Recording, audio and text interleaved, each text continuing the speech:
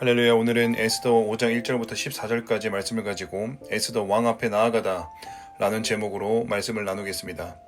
오늘의 본문은 왕 앞에 선 에스더의 모습을 묘사하고 있습니다. 에스더는 드디어 기도와 금칙을 마치고 왕 앞에 서게 됩니다. 여러분, 기도와 금칙을 마친 이후에 왕 앞에 섰다라는 것이 어떤 의미일까요? 먼저는 어제 말씀드린 것처럼 우리의 영으로 캐치되는 하나님의 카이로스 때에 순종하기 위해서 그것을 반대하는 우리의 육신의 소욕을 기도와 금식으로 이겼다라는 것입니다. 우리의 육신의 소욕은 언제나 하나님의 때를 거스르려고 하는데 이것을 이겨내야만 하나님의 때에 순종하며 반응할 수 있고 그 결과로 지금 왕 앞에 서 있다라는 것입니다. 자, 그리고 기도와 금식을 마치고 왕 앞에 섰다라는 또 다른 의미는 이미 영적인 세계에서 결판을 봤다라는 것입니다. 여러분, 에스더가 왕 앞에 섰을 때 죽으면 어떡하지? 안 되면 어떡하지? 이런 마음으로 왕 앞에 선 것이 아닙니다. 죽으면 죽으리라 라는 결단과 함께 3일간의 기도, 우리의 육신의 소욕이 죽어서 하나님의 카이로스 때에 순복되어지는 그 기도의 시간 동안 영적인 세계에서 일어난 일은요, 하만 위에 있는 영을 이긴 것이고요, 왕 위에 있는 영을 이긴 것입니다. 여러분, 지금 에스더가 왕을 만나서 금규를 내밀게 된 이 사건은 그냥 운 좋게 넘어간 것이 아닙니다. 보이지 않는 영적인 세계에서의 씨름에서 이겼기 때문에 이 땅의 물질 세계에 있는 것까지 적용되고 변화되고 바뀌게 되는 것입니다. 여러분, 지금 에스더와 모르드게 그리고 하만의 대립은 계속해서 말씀드렸지만 하나님의 나라와 사단의 나라의 대립을 대변하고 있는 것입니다. 여러분, 하만을 뭐라고 지칭했습니까? 이스라엘의 대적 아각 사람이라고 했어요. 아각은 아말렉의 왕입니다. 여러분, 아말렉은 구약성경에서 가장 먼저 이스라엘 민족을 공격한 민족일 뿐만 아니라 하나님께서 이 아말렉에 대해서 뭐라고 말씀하셨냐면 대대로 싸우겠다라고 선언하셨어요. 여러분, 이 말이 무슨 뜻입니까? 아말렉이라는 족속이 멸망하더라도 이 땅, 이 지구상에 흔적도 없이 사라지더라도 대대로 싸우겠다라는 말씀은 영원토록 유효하다는 거예요. 여러분, 지금 이 땅에 아말렉이라는 나라는 어디도 없습니다. 그러나 하나님께서 대대로 싸우시겠다라는 말씀은 아직까지도 유효한 거예요.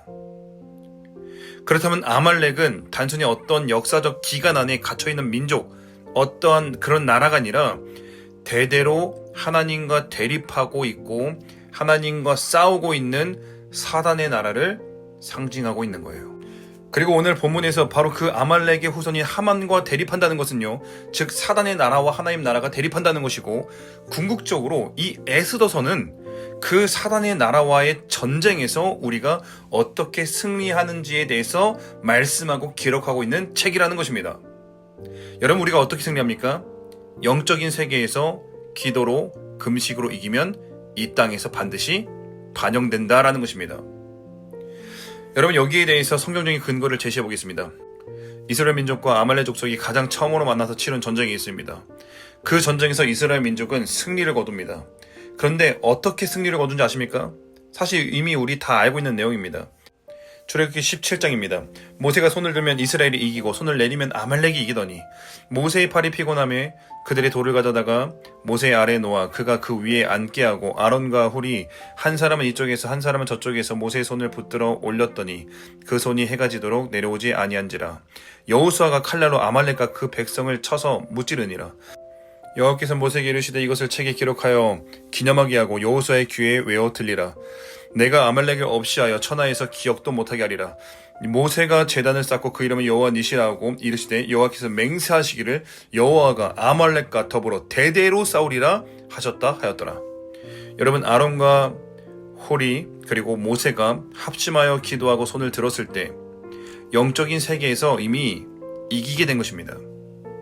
영적인 세계에선 이미 결판이 난 것입니다. 그리고 그 결과의 반영으로 이 땅에서 승리를 취하게 된 것입니다. 마찬가지로 어제 본문에서 모르드게와 에스더뿐만 아니라 온 이스라엘 민족이 함께 금식하고 마음을 모아 함께 합심하여 기도함으로 씨름할 때에 영적인 세계에서는 이스라엘을 멸망시키려는 아말렉의 계획이 무너지게 된 것입니다. 그리고 그 결과로 오늘 에스더가 왕 앞에 섰을 때 왕의 마음이 녹아 있는 거예요. 여러분, 그냥 얻어 걸린 것이 아닙니다. 왕이나 죽이면 어떡하지? 큰일 났다, 어떡하지? 온몸이 바르르 떨리면서 두려움 가운데 왕 앞에 선 것이 아닙니다. 영적인 세계에서 씨름하고 이겼다라는 확신과 내면에서 올라오는 강한 믿음으로 영적인 패권을 주장하며 왕 앞에 섰을 때 영적 세계에서의 승리가 이 땅에 그대로 반영되는 것입니다. 여러분, 우리는 반드시 에스더서를 통해서 사단의 나라와 이 전쟁에서 승리하는 이 방식, 이 방법을 배워야 합니다. 우리가 여호수아서를 읽을 때 믿음으로 하나님 나라로 들어가는 방법을 배웠다면 에스더서는 영적 전쟁에 대한 이야기를 하는 거예요.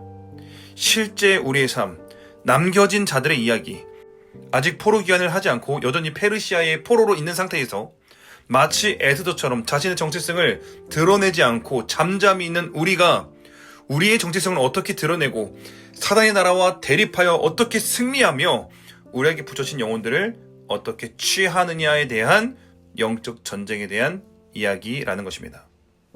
자, 계속해서 보십시다. 3절 이하로 보면 왕이 지금 매우 기분이 좋습니다. 소원이 무엇이냐?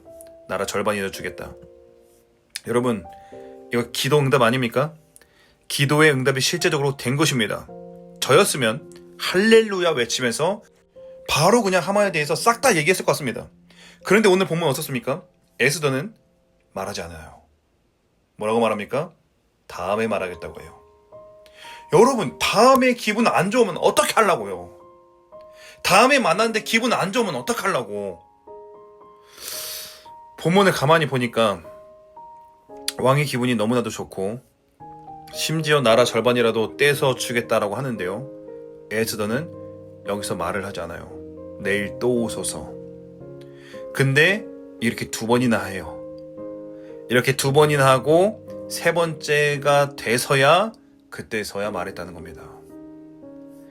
여러분, 저에게 있어서 이 본문을 묵상할 때 이 상황이 제 내면에 잔잔하게 머물면서 계속해서 하루 종일 묵상되어졌습니다.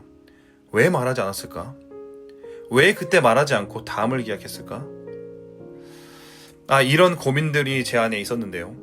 이것이 오늘 하루 동안 제 안에서 2가지로 정리가 되었습니다. 먼저 첫 번째는 권위를 섬기는 것이 전환점이 된다라는 것이었습니다. 여러분, 에스더 2장에서 모르드게가 왕을 시해하려는 움직임을 제보했을 때 이것이 왕을 섬긴 것이었고 하나님 앞에서 왕을 섬긴 것이었고 이것이 에스더 6장에서 이 현실, 이 암울한 현실을 뒤집는 너무나도 결정적인 전환점이 된다고 말씀드렸습니다.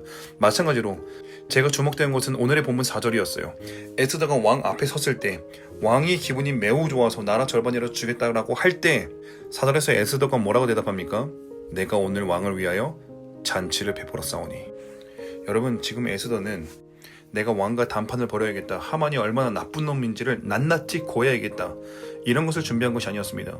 지금 뭐가 준비되어 있다고요? 왕을 섬길 잔치가 이미 준비되어 있다는 것입니다. 여러분, 3일간의 기도와 금식의 시간 동안 에스더가 받은 지혜와 전략은 왕을 섬기는 것이었어요.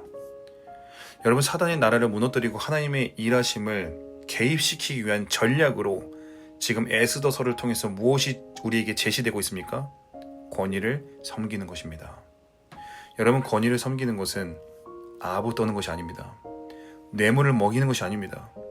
권위를 섬긴다는 것은 권위를 내게 붙이신 하나님을 인식하며 하나님께 충성하는 것입니다. 모르드게가 딱 그랬잖아요.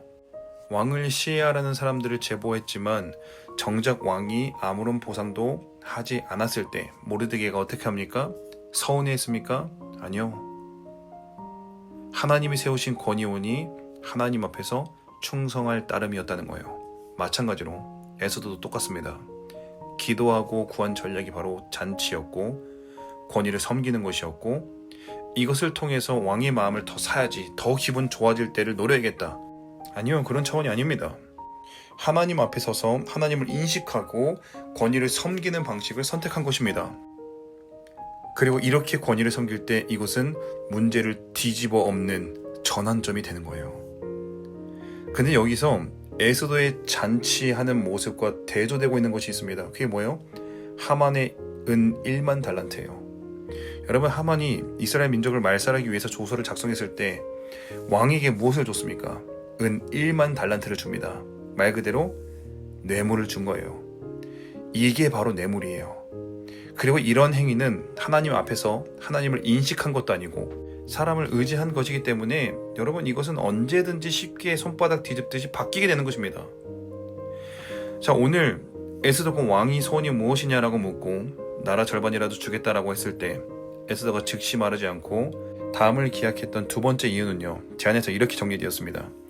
에스더가 사람에게 끌려가지 않고 영적인 주도권을 주장했기 때문입니다.